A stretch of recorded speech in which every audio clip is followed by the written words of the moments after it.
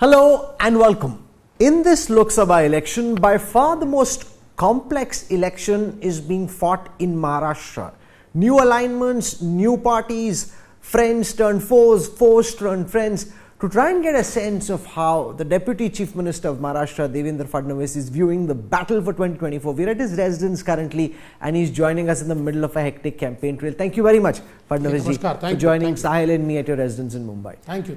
I want to start by asking you about the complexity of this election. Do you accept that, forget Gujarat, Madhya Pradesh or Rajasthan, it's Maharashtra where pundits, netas, voters, everyone's confused कि क्या होने वाला है? कोई complex नहीं है. देखिए, नेता और पंडित क्या कहते हैं मुझे पता नहीं है, पर वोटर के मन में क्या है ये मुझे पता है. महाराष्ट्र का वोटर ये मोदी जी के साथ 14 में भी गया, 19 में भी गया और 2024 में भी वो मोदी जी के साथ ही जा रहा है. फडणवीस साहब, जो हर चरण के बाद जो पोस्ट पोल एनालिसिस होता है, जब मैं महाराष्ट्र का देख रहा था, उसमें एक चीज निकल के आई, वो शायद ये कि आपने एकनाथ शिंदे की सेना को उनकी राजनीतिक हैसियत के ज्यादा सीटें दे दी कि इस एनडीए में कमजोर कड़ी अगर कोई साबित होने वाली है तो वो एकनाथ शिंदे की सेना है. इसको आप कैसे देखते हैं? जो हमारा जो पोस्ट पोल ट्रेंड हमें समझा रहा है, जो हमें देखने में आ रहा है कि कमजोर कड़ी कहीं ना कहीं वो साबित हो रहा है. आप देखिए, क्या होता है ना कि किसी की हैसियत न्यूज़ रूम में बैठ के तय नहीं होती है. हैसियत तो जनता के मन में तय होती है. और आप देख लीजिए, शिंदे जी की जो शिवसेना है, आप लोगों के जो आंकड़े उसको तोड़कर आगे चली जाएगी. और जब ये कंपैरिजन होगा उद्धव जी की सेना और शिंदे जी की सेना, उद्धव जी की सेना से कई गुना आगे आपको शिंदे जी की सेना. पर ऐसा है नहीं, they are pulling less than they weight. जो नतीजे सामने आ रहे हैं उसमें ऐसा लग रहा है कि वो उतना पंच नहीं कर पा रहे, कि मतलब जितनी उनकी एक्चुअल रियलिटी, एक्चुअल स्ट्रेंथ थी, उससे ज्यादा आपने उनको टिकटें दी. मुझे नहीं लगता है. देखिए, मन ही मन तो आपको भी ऐसे ही लगता है, आप बोलेंगे नहीं, लेकिन मन ही मन लगने का सवाल ही नहीं है. देखिए, जहां तक हमारा सवाल है, मैं आपको बहुत साफ कहता हूं कि हम लोग ये एक्सपेक्ट कर रहे थे कि हमको 30 सीटें मिले, हमको 28 सीटें मिली है. तो ऐसा कोई हम लोग 35 चाहते थे. मैंने साफ शब्दों में कहा था कि 30 सीटें बीजेपी ने लड़नी चाहिए, हम लोग 28 सीटें लड़ रहे हैं. अभी तीसरी पार्टी भी एक हमारे साथ आ गई, राष्ट्रवादी, उनको 5 सीटें दी है और करीब 15 सीटें जो है वो शिवसेना लड़ रही है. मुझे ऐसा लगता है कि उनके साथ 13 तो एमपी आए थे, तो 13 सीटों का तो किसी भी हालत में उनका हक बनता था, और उनको 15 सीटें मिली है, 2 सीटें ज़्यादा मिली है. तो मुझे नहीं लगता कि कोई आउट ऑफ प्रोपोर्शन उनको सीटें मिली है. और मैं जो चुनाव को देख पा रहा हूं उसमें वो उनका परफॉर्मेंस अच्छा रहेगा, क्योंकि बीजेपी शिवसेना, यानी जो शिंदे जी की शिवसेना है, अजित जी की जो एनसीपी है और मनसे, ऐसा मिलाकर हमारा कॉम्बिनेशन काफी फॉर्मिडेबल कॉम्बिनेशन. लेकिन ये एनालिसिस इसलिए भी निकल रहा है क्योंकि कई जगह पर ये दिख रहा है कि उनकी तरफ से आपको जो वोट ट्रांसफर की अपेक्षा थी वो अपेक्षा पूरी नहीं हो रही. इसके लिए उनको सीटें छोड़कर आप जो वोट्स पुल कर सकते हैं वो उनके साथ में खड़े करें. यानी मुंबई में आप 4 से 5 सीटें लड़ने की कोशिश में थे, आपको 3 ही सीटें लड़नी पड़ रही है. उनको कैंडिडेट तक नहीं मिल रहे थे, आखिर तक उन्होंने कैंडिडेट ढूंढने में उनको प्रॉब्लम हो रहा था. मराठवाड़ा की सीटों पर भी उनको कैंडिडेट चेंज करना पड़ा था. तो इसका मतलब ये कि कहीं ना कहीं वो तैयार नहीं थे इलेक्शन के लिए. उनको भी पता चल रहा था कि वो कमजोर कड़ी है और आपके चक्कर में, मतलब आपको उनको पुल करना पड़ रहा है इस इलेक्शन में. मेरा ऐसा मानना नहीं है. कैंडिडेट उनके पास थे. हाँ, ये जरूर है कि कई बार ये प्रश्न किसी के सामने आता है कि इसको दे चाहे इसको दे. तो उनके यहाँ भी 3-4 नाम चल रहे थे. आखिर में उन्होंने उसका निर्णय किया किसको देना है और उन्होंने अपने कैंडिडेट डिसाइड किए. तो मुझे नहीं लगता कि वो तैयारी में नहीं थे या उनके पास कैंडिडेट नहीं थे, ऐसी परिस्थिति नहीं थी. उल्टा मैं ये कहता हूं कि कॉम्पिटिटिव कैंडिडेट्स थे उनके पास, इसलिए उनको समय लगा. उसमें एक बात ये भी है कि कहीं ना कहीं लोग ये बोलते हैं कि 4 तारीख को जो फैसला होगा उसके बाद बहुत सारी रीअलाइनमेंट्स हो सकती है. मसलन अगर अजित पवार उन्हें अगर उतनी सीटें नहीं मिल पाई तो हो सकता है कि वो वापस अपने चाचा के साथ चले जाए, या वाइस, मतलब वो सारी चीजें अभी भी खुली है महाराष्ट्र में, इसीलिए वो प्रेडिक्शन डिफिकल्ट जा रहा है. ये चर्चा के लिए खुली है, वास्तविकता में कुछ नहीं होने वाला. पर यहाँ कौन किसको वादा कर रहा है कि हम हमेशा के लिए आपके साथ में नहीं, वो सवाल ही नहीं है. देखो, पॉलिटिक्स में only political reality is your friend. और पॉलिटिकल रियलिटी ये है कि मोदी जी जीत रहे, महाराष्ट्र में अलायंस जीत रहा है, और जीते हुए को छोड़ के कोई बाहर जाएगा ऐसा होता नहीं है। और आज अजीत पवार जी ने बहुत खुले मन से और ताकत से पवार साहब के खिलाफ मोर्चा खोला, बारामती की सीट लड़ी, और आश्चर्य मत करना अगर बारामती अजीत पवार जी यानी सुनेत्रा पवार जी जीत जाए। मैंने तो बीजेपी में दिल्ली के सत्ता के गलियारों में ये सुना है कि जो भाजपा का वादा था एकनाथ शिंदे तक का, वो सिर्फ और सिर्फ लोकसभा इलेक्शन तक का था कि भाई लोकसभा इलेक्शन तक हम लोग साथ में, अगर 4 जून को जो नतीजे आते हैं हो सकता है कि उसको देख के आपको लगे कि भाई जो नवंबर दिसंबर का इलेक्शन है अकेले ही लड़े तो बेटर है। दिल्ली के गलियारों में क्या चलता है मुझे पता नहीं, मैं मुंबई और महाराष्ट्र का आदमी हूँ, तो जहाँ पर ऐसा है क्या वादा सिर्फ लोकसभा तक था? मैं आपको नहीं बहुत स्पष्ट सबसे कहता हूँ, विधानसभा तक एकनाथ शिंदे जी मुख्यमंत्री रहेंगे। विधानसभा भी जब होगी चुनाव तो एकनाथ शिंदे जी ही हमारे मुख्यमंत्री होंगे। विधानसभा के चुनाव के बाद क्या होगा इसका निर्णय हमारी पार्टी करेगी, क्योंकि हमारे यहाँ वो फैसला करने का अधिकार हमारा नहीं है, हमारे पार्लियामेंट्री बोर्ड का है। लेकिन भारतीय जनता पार्टी इस्तेमाल करके फेंक देने वाली पार्टी नहीं है। भारतीय जनता पार्टी अलायंस में बिलीव करती है, हमारा अलायंस है, और शिंदे जी ही मुख्यमंत्री रहेंगे और उनके नेतृत्व में हम सब लोग काम करेंगे। नहीं, लेकिन अजित पवार तो अभी से कह रहे हैं, अभी हमने उनका इंटरव्यू किया, बोले कि हाँ मुझे चीफ मिनिस्टर होना है, मौका मिलेगा तो मैं इस बार चीफ मिनिस्टर हो जाऊंगा, अलायंस में अगर मुझे उतनी सीटें मिली तो मैं चीफ मिनिस्टर हो सकता हूँ। और वो उम्मीद करें कि इस बार मैंने एडजस्टमेंट किए, मुझे विधानसभा में एडजस्ट किया जाएगा। देखिए, किसी ने इस प्रकार के एम्बिशन को रखना कोई गलत नहीं है। पॉलिटिक्स में वो तो कोई भजन करने के लिए आए नहीं है, या हमारी पालकियां उठाने को भी नहीं आए। उनको अगर मन में लगता है कि मुझे मुख्यमंत्री बनना है तो इसमें मुझे कोई गलत बात नहीं लगती, लेकिन पॉलिटिकल रियलिटी होती है। और पॉलिटिकल रियलिटी आज ये है कि भारतीय जनता पार्टी का जो शीर्षस्थ नेतृत्व है, चूंकि आज भी भारतीय जनता पार्टी सबसे बड़ी पार्टी है और कल भी वही सबसे बड़ी पार्टी रहने वाली है, भारतीय जनता पार्टी का शीर्षस्थ नेतृत्व जो तय करेगा, जो फैसला करेगा, वो फैसला अंतिम होगा। हाँ, मैं इतना जरूर कह सकता हूँ कि दोनों को विश्वास में लेकर ही फैसला होगा। जो अजीत पवार पे इरिगेशन स्कैम को लेकर आरोप लगे, सबसे ज्यादा जब भी हमने आपका इंटरव्यू किया, बार बार आपने बोला, पीएम ने खुद बोला कि करप्शन किया, 70,000 करोड़ रुपए का करप्शन किया। अब वो आपके साथ हैं, तो अब अगर आपसे पूछा जाए कि अजीत पवार करप्ट है कि नहीं, आप क्या बोलेंगे फडणवीस साहब? देखिए, मेरे बोलने का सवाल नहीं है। 2009 से 2012 तक मैं लगातार ये आरोप लगाता रहा। उस समय वो मिनिस्टर थे और बहुत आपका पैशन था, मतलब बहुत जोश से आपने, ऐसा हल्के में नहीं लगाया आपने। मैं पैशनेट हूँ। अब आप साथ में बिठा लिया आपने। हाँ, तो पूरी सुन लीजिए ना, कहानी तो सुननी पड़ेगी ना। 14 साल की कहानी है भाई, छोटी कहानी थोड़ी है, कल थोड़ी हुई है। तो उसके बाद जो आरोप मैंने लगाए थे उसकी जांच हुई, और जांच में ये ध्यान में आया कि मैं जो आरोप लगा रहा था वो आरोप सही थे। जो अधिकारियों ने ये सारा करप्शन किया था उनमें से कई अधिकारी सस्पेंड हुए, कई डिसमिस हुए, चार्जशीट हुई कोर्ट में, अलग अलग प्रकार से कुछ लोगों को सजा भी हुई, डायरेक्ट सजा भी हुई। लेकिन ये सारे प्रोसेस में अजीत पवार ये ज़रूर उस डिपार्टमेंट के हेड थे, तो उनकी जिम्मेदारी थी। मैं उनको जिम्मेदार नहीं थे ऐसा नहीं कहूँगा, लेकिन इस पूरे इन्वेस्टिगेशन में डायरेक्ट अजीत पवार का कहीं पर भी संबंध नहीं आया, इसलिए कोई भी चार्जशीट में उनका नाम नहीं। तो बड़ा कन्वीनियंट है ना, अगर वो नहीं आते आपके पास, वो तो बोल रहे थे कि इन पे बड़ा केस होना चाहिए। अभी कोई जेल, जैसे केजरीवाल जेल गए, सिसोदिया जेल गए, अजीत पवार भी जेल में पड़े होते। अजीत पवार कब आए हमारे साथ? अभी हाल ही में है ना आपके? हाल ही में आए ना, करेक्ट। इन्वेस्टिगेशन कब चालू हुआ? 2012 में चालू हुआ। बट आप तो उनको मना रहे थे ना, 14 में, 17 में, 19 में हमने मना रहे थे, कोशिश चल रही थी ना। हम कोई मना नहीं थे। शरद पवार जी हमारे साथ आना चाहते थे। शरद पवार जी ने 3 बार हमारे साथ आने का फैसला किया, बाद में फैसला बदला। अब मैं जब एनालिसिस उसका करता हूं तो मेरे ध्यान में आता है कि पवार साहब हर बार अजीत पवार को आगे करके उनको विलन बनाते थे, क्योंकि अगर उनको विलन नहीं बनाएंगे तो जिनको हीरो पार्टी में बनाना है उनको हीरो नहीं बना सकते, क्योंकि पार्टी अजित पवार के हाथ में थी, एमएलए अजित पवार के हाथ में थे।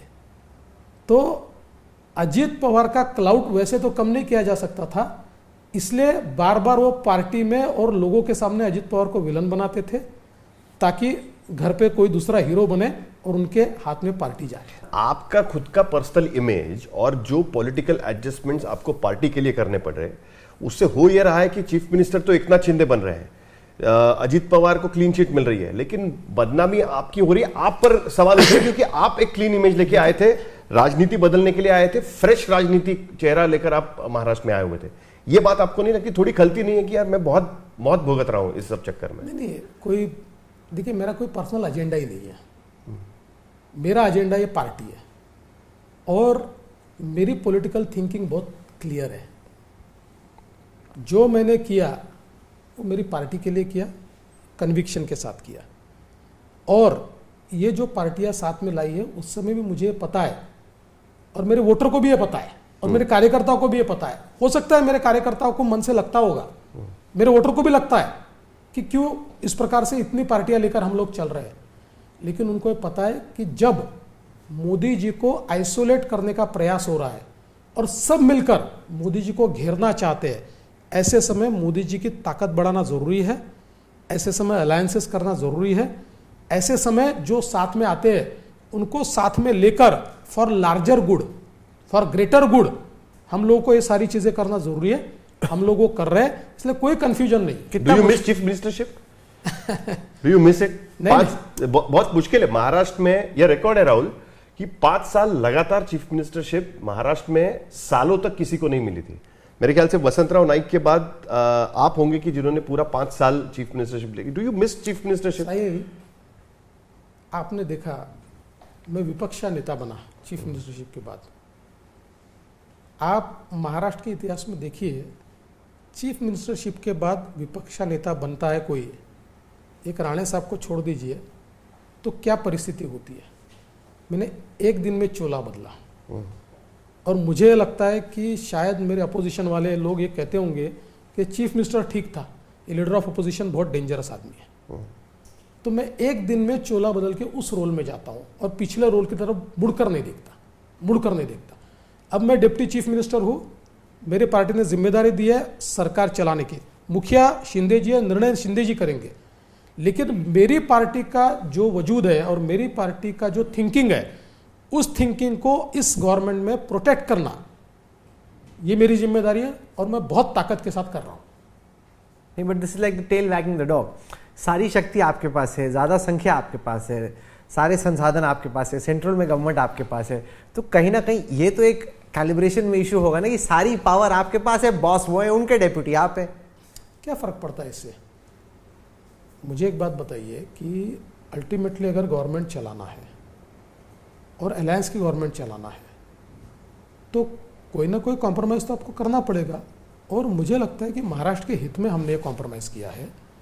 देखिए, सबसे बड़ी बात तो भारतीय जनता पार्टी ने दिखा दिया कि जो उद्धव ठाकरे कहते थे ना, हम पद के लालची नहीं है। अगर उद्धव ठाकरे जी को हम कहते कि आपको चीफ मिनिस्टर बनाएंगे तो किसी भी हद तक जाकर हम बना दें। वो तो कह रहे थे कि आपको ग्रूम करना था आदित्य ठाकरे को चीफ मिनिस्टर बनने के लिए, आपने उनको ऐसा वादा किया, फिर वादा खिलाफी कर ली, ऐसा हुआ था क्या? ये 6 साल बाद क्यों याद आया? देखिए, क्या आदमी जब झूठ बोलता है ना, तो झूठ को छुपाने दूसरा झूठ बोलना पड़ता है, सच बोलने के लिए विचार नहीं करना पड़ता। 6 साल तक रोज कहते थे अमित शाह जी ने वादा किया था, अमित शाह जी ने वादा किया था, अमित शाह जी ने वादा किया था। अब अचानक बोलना चालू कर दिया, देवेंद्र फडणवीस ने एक वादा किया था, मैं इतना पागल थोड़ी हूँ। किसी भी व्यक्ति की क्षमता और वो कहाँ जा सकता है और उसको हम कहाँ ले जा सकते हैं, इसका पूरा संज्ञान मुझे है। हाँ, मैंने ये ज़रूर कहा था कि जब आदित्य ठाकरे चुनाव लड़ेंगे, इस प्रकार की बात उनके घर में चली, तो हमने ज़रूर कहा था कि आप आदित्य को चुनाव लड़वाइए, क्योंकि अगर आपकी पार्टी आप आगे उनके हाथ में देने वाले हो, तो मैंने खुद एक्सपीरियंस किया था उनके साथ में कि जो व्यक्ति चुनाव लड़े बिना पार्टी चलाता है उसको सरकार की क्षमताएं भी मालूम नहीं होती और मर्यादाएं भी मालूम नहीं होती। तो कम से कम आगे उनकी पार्टी जो चलाने वाला है, जिसके हाथ में वो सौंपना चाहते हैं, उसको सरकार की क्षमता और मर्यादाएं पता चले तो अच्छे तरीके से सरकार चल सकती सीएम के लिए ग्रूम करेंगे ऐसा आपने कभी नहीं कहा है। उद्धव सवाल ही ठाकरे? नहीं उठता, कभी नहीं कहा। सवाल ही नहीं वो उठता। देख रहे होंगे हमारा चैनल, बहुत देखते नहीं हैं। अब तो उनको नहीं भी देखते होगे तो आप क्लिप निकाल कर भेज दीजिए। नहीं तो आपने कहा कि किसकी क्या योग्यता है, किसकी क्या क्षमता है, वो मैं जानता और हूं। तो उनकी आपके खासियत ही ये है, देखिए आपको पता नहीं उनकी ये खासियत है, वो हर एक को ये बताते हैं कि तुम्हारा ही चैनल देखता हूँ। आप कौन सा देखते हैं? मैं तो देखता ही नहीं, देखते हैं अभी कैसे ऐसे कर सकता आप देखते हैं मैं आप? तो सिर्फ ब्राउज करता हूँ। अच्छा, नहीं आपने कहा कि हर की योग्यता और क्षमता मुझे पता है, तो आपके हिसाब से आदित्य ठाकरे में आगे चल के महाराष्ट्र का मुख्यमंत्री बनने की योग्यता है कि नहीं? देखिए वो 2.5 साल मंत्री रहे, उनका परफॉर्मेंस आप देख लीजिए। देखिए पेज 3 से महाराष्ट्र नहीं चलता। महाराष्ट्र चलाना तो पेज 1 भी रखना पड़ता है और लास्ट पेज भी देखना पड़ता है और स्पोर्ट्स पेज भी देखना पड़ता है। उनका सिर्फ पेज 3 में इंटरेस्ट है, तो इसलिए उसके भरोसे चलता नहीं है। एक एमएलए के तौर पर भी आप वर्ली जाकर देख लीजिए क्या परफॉर्मेंस है उनका, कोई परफॉर्मेंस नहीं है। तो आपको बेसिकली लगता है अगर आप ग्रूम करते तो शायद ज्यादा ठीक रहता। वो ग्रुप करना ही नहीं चाहते भाई। नहीं, उन्होंने कहा था कि राजनीति में अगर अगर अगर उद्धव जी को इतना भरोसा मेरे ऊपर है तो मुझे कह देते, मैं कर देता ग्रूम, ऐसा कोई प्रॉब्लम अभी नहीं। आप कोई ऐसे मूड में नहीं कि चलो कल अगर आप हमारा ठीक हो गया तो मैं फिर भी अभी भी ग्रूम करने के लिए तैयार हूं, मतलब ऐसा कोई मूड आपका है? प्रधानमंत्री ने हाल ही में कह भी दिया है कि अगर आपको लग रहा है तो आप आ जाइए, मतलब उन्होंने तो साफ शब्दों में कहा ही है कि हमारे अभी भी वैयक्तिक रिश्ते जो है, जो पर्सनल रिश्ते हैं वो अभी भी उद्धव ठाकरे के साथ अच्छे दो हैं। चीज़ें अलग है, पर्सनल रिश्ते एक अलग बात है, राजनीति एक अलग बात है। मीडिया के कई लोगों ने चलाया कि मोदी जी ने उनको ऑफर दी। देयर इज नो ऑफर, ये ऑफर नहीं है, ये सीख है। एक प्रकार से उनको मोदी जी ने ये बताया, जब शरद पवार जी ने कहा कि मैं मतलब 4 तारीख के बाद कांग्रेस में पार्टियां जा सकती है, तो अब शरद पवार जी तो फ्रेंड फिलोसोफर एंड गाइड है, तो शरद पवार जी इनको भी लेकर जाएंगे कांग्रेस में, क्षेत्रीय पार्टी तो ये भी है। तो मोदी जी ने कहा भाई कांग्रेस डूबती नाव है, उसमें जाके क्या फ़ायदा है, उससे अच्छा ये है कि आप शिंदे जी के नेतृत्व में और पवार साहब अजीत जी के नेतृत्व में वापस आइए तो आपके सपने पूरे होंगे। तो ये ऑफर नहीं है, ये सॉर्ट ऑफ सरकाज़म है, एक प्रकार से उनको हकीकत बताने की बात तो है। ये न जुड़ने वाला रिश्ता है अभी कभी जो हो गया वो हो गया, अभी वापस कभी साथ में आने का कोई सवाल नहीं। बहुत कठिन है इसको जुड़ना, इसलिए कठिन है। देखिए क्या होता है, पॉलिटिकल डिफरेंसेस खत्म हो जाते हैं। मैंने आप पर कुछ तंज कसे, आपने मुझ पर कसे, मैंने आपके बारे में कुछ कहा है, खत्म हो जाता है। जिस लेवल पर जाकर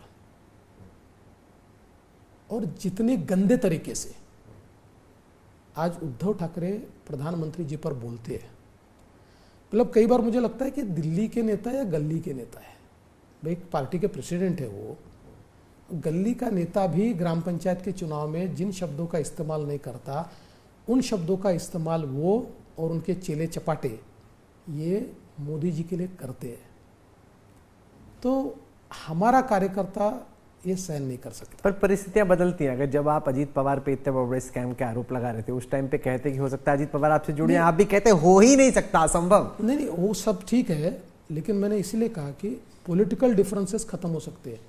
व्यक्तिगत रूप से अजीत पवार पर मैंने कभी टिप्पणी नहीं की। नहीं, लेकिन जैसे उनका भी ये कहना है कि जैसे दिशा सालियन के केस को लेकर आपकी तरफ से आरोप लगाया गया, आपने तो एसआईटी भी बना दी, लेकिन अब 1 साल हो गया, अभी तक एसआईटी का आगे क्या हुआ है? आपके पार्टी के लोगों ने कहा कि हमारे पास सबूत है, हम दे देंगे एसआईटी को। 1 साल हो गया, अभी उसमें भी कुछ हुआ नहीं। उनका कहना है कि आप भी जिस तरीके से वही आपने जो पर्सनल अटैक किया, उसके वजह से ये मनमुटाव और बढ़ता गया और पूरा खत्म हो गया। देखिए दिशा सैलियन का जो मसला है, उस मसले पर एसआईटी कब बनी? नई सरकार आने के बाद बनी ना। 1 साल हो गया उसको। हाँ, नई सरकार आने के बाद ही बनी। 1 साल होने का है, 2 साल हो गया। नहीं 1 साल होने का। अभी पिछले अधिवेशन में ये मसला आया था, जब उसमें हाउस बंद हुआ तब मैंने उसको अनाउंस किया था। तो वो चल रहा है जो भी चल रहा है, लेकिन जिस समय वो सरकार में थे और मैं लीडर ऑफ अपोजिशन था, और मैं तो बेबाक लीडर ऑफ अपोजिशन था, मैं तो किसी को डरता नहीं था, लेकिन उस समय भी मैंने कभी ये भूमिका नहीं रखी। आपने आरोप नहीं लगा, लेकिन मैंने कभी ये भूमिका नहीं रखी। तो देखिए ये सारी चीज़ें जो है ना, उनका ईगो और उनका अहंकार ये इतना बड़ा है कि उसके सामने उनके लिए आप कुछ भी कर लीजिए, यू आर जीरो। ये आप हर्ट है काफी उनसे, ऐसा लगता है पर्सनली हर्ट है उद्धव ठाकरे। देखिए, हर्ट रहने का सवाल ही नहीं है। क्या होता है ना, आप जब किसी के लिए दुनिया की सारी चीजें कर देते हो और उसके बाद वो व्यक्ति अपने अहंकार के लिए और अपने ईगो के लिए इस लेवल पर चला जाता है, आपको, आपके परिवार को, सबको टारगेट करने की कोशिश करता है, कर कुछ नहीं पाए और कर पाएंगे भी नहीं, क्योंकि मैं कांच के घर में रहता ही नहीं, इसलिए मेरा कुछ बिगाड़ नहीं पाया। देखिए 2.5 साल में इन्होंने मेरे बाल से लेकर नखून तक हर चीज की इंक्वायरी की। एक सीपी बैठा है इन्होंने, एक सीपी मुंबई में सुपारी देकर कि भाई देवेंद्र फडणवीस को जेल में डालना, नहीं डाल पाए, क्योंकि मैंने पहले कहा था मैं कांच के घर में नहीं रहता। इन्होंने बहुत प्रयास कर लिया। और मैं आपको एक बात बोलता हूं कि देखिए, ये जो चेहरा दिखता है और जो है, इसमें बहुत अंतर है। क्या फर्क है जो दिखता है और जो है? 2 चेहरे हैं, मास्क टाइप का है एकदम। 2 चेहरे। तो पीछे वाला मास्क, मास्क के पीछे कौन है? ये जो मैंने बताया ना, अहंकार और ईगो, ये सब भरा हुआ है। सर, इस कैंपेन में एक दूसरा आरोप लग रहा है कि इन्वेस्टमेंट सारा महाराष्ट्र से गुजरात जा रहा है। अभी मैं पिछले कुछ दिनों में तेलंगाना में था, रेवंत रेड्डी जी ने भी कहा कि टेस्ला मेरे पास आने वाली थी, ये लोग गुजरात भेजने के चक्कर में थे, इसलिए उसने आया ही नहीं अल्टीमेटली। ये जो आरोप लग रहा है कि जो महाराष्ट्र का इन्वेस्टमेंट है वो गुजरात जा रहा है। देखिए, आपकी ताकत होनी चाहिए। मैं आपको उदाहरण के तौर पर कहता हूं, जिस समय मैं मुख्यमंत्री बना, उस समय हम लोग एफडीआई में महाराष्ट्र 6वें 7वें नंबर पर था। 2015 से 2019 तक मैंने महाराष्ट्र को एफडीआई में नंबर 1 लाया, गुजरात से भी ऊपर लाया, और 2 साल तो ऐसे कि 49% और 42% एफडीआई देश का महाराष्ट्र में आया। उद्धव ठाकरे की सरकार आई, उद्धव ठाकरे की सरकार में वापिस महाराष्ट्र एफडीआई में 4थे 5वें नंबर पर गया, दोनों साल, तीसरे साल भी। और हम वापिस आए, वापिस आने के बाद साहिल को याद होगा, मैंने आपको इंटरव्यू दिया था और मैंने आपको कहा था डंके की चोट पर कि महाराष्ट्र को एफडीआई में नंबर 1 लाऊंगा, और लाया। और अब दोनों साल गुजरात, दिल्ली, कर्नाटक मिलाकर जितना है उससे ज्यादा महाराष्ट्र में इन्वेस्टमेंट है। ताकत होनी चाहिए। ये केवल मराठी, गुजराती वोट के लिए लोगों को भड़काने की बातें करते हैं। किया क्या है और क्यों आ गया इनके काल में, क्यों नहीं है इन्वेस्टमेंट? अगर आप देश के सबसे बड़े उद्योगपति के घर के सामने अपनी पुलिस से बम रखवाओ, और जिस व्यक्ति को वाजे, मेरे पीछे लगे थे उद्धव जी, मैं मुख्यमंत्री था, डेलीगेशन भेजा, वाजे को पुलिस में वापस ले लो, मैंने कहा नहीं लूंगा, ये रोग एलिमेंट है। जैसे मुख्यमंत्री बने उसको ले लिया, और जब हमने कहा कि ये देखो क्या कर रहा है, तो उनका स्टेटमेंट था वाजे कोई लादेन है, करके दिखा दिया उसने लादेन वाला काम। तो ऐसा अगर कोई मुख्यमंत्री करेगा, आएगी इन्वेस्टमेंट? क्यों आएगी इन्वेस्टमेंट? हम वापिस आए, लोगों को कॉन्फिडेंस है, शिंदे जी में, हम में, सब में कॉन्फिडेंस है, आया, नंबर 1 आ गए, गुजरात को पीछे छोड़ दिया हमने।